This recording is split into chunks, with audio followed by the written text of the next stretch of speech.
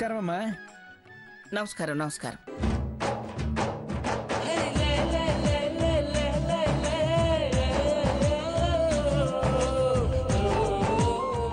పూజారి గారు, శుభలేఖ దేవుడి దగ్గర పెట్టి వధూవరుల పేరున అర్చన చేయించండి. అలాగేనమ్మా.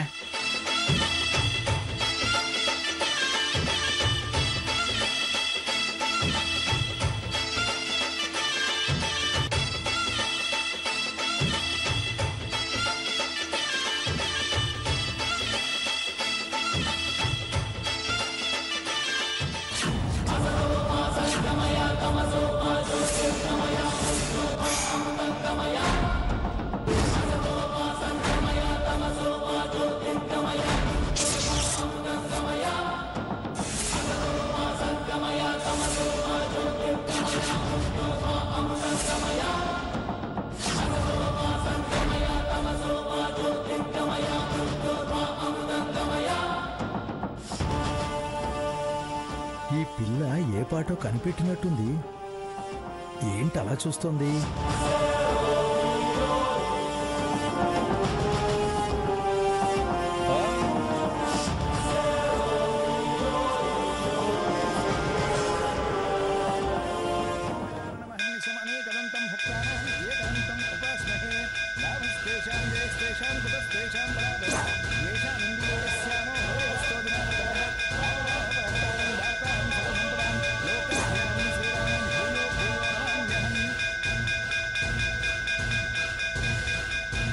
అబ్బాబ్బా, ఏమిటయ్యా అది? పేర్లు వినపడకుండా.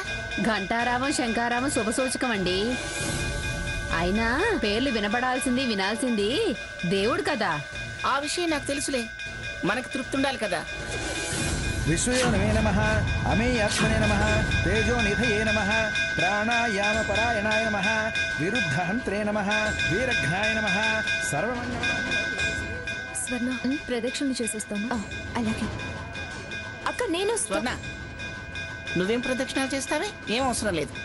నెలలు నిండి దానివి. ప్రదక్షిణాలు చేయకపోయినా పర్లేదు, ఇక్కడే ఉండి దండం పెట్టుకో చాలు.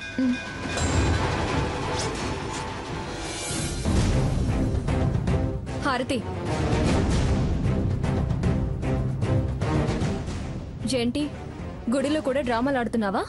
డ్రామాలేంటి డ్రామాలు? నేనేం డ్రామాలు ఆడటం లేదు. ఎవరు గమనించలేదు అనుకుంటున్నావా? నువ్వు పత్రికలో పేరు మార్చి పూజకిచ్చావు కదూ. ఆ పేరు వినపడకుండా మీ పెదనాన్ని గంట కొట్టమన్నావు కదూ. నేనేం మార్చలేదు, నేనేం చెప్పలేదు. గుడిలో అబద్ధాలు ఆడకు, పాపం తగులుతుంది. ఎందుకింత నీచ పనులు? అది కూడా దేవుడి సమక్షంలో. మట్టి కొట్టుకుపోతావే, ఏంటి శాపాలు పెడుతున్నావు? మనసులో కోరిక దేవుడితో చెప్పుకోవడం నీచమేం కాదు. దైవ సన్నిధిలో కూడా అలా నీ పాపాన్ని సమర్థించుకుంటే నాశనం అయిపోతావు. అదే ప్రాంగణంలో తోటి మనిషికి శాపనార్థాలు పెడితే సర్వనాశనం అయిపోతావు. ఏంటే తప్పు తెలుసుకుని దేవుడి ముందు తప్పయిందని చెప్పి చెంపలేసుకుంటావని చాటుగా వచ్చి చెప్తుంటే సిగ్గు లేకుండా ఎదురుదాడి చేస్తున్నావు. ఆ దేవుడు నిన్ను క్షమించుడు హారతి. క్షమించకపోతే పోయాడు. నేను నా కోరికను చంపుకోను.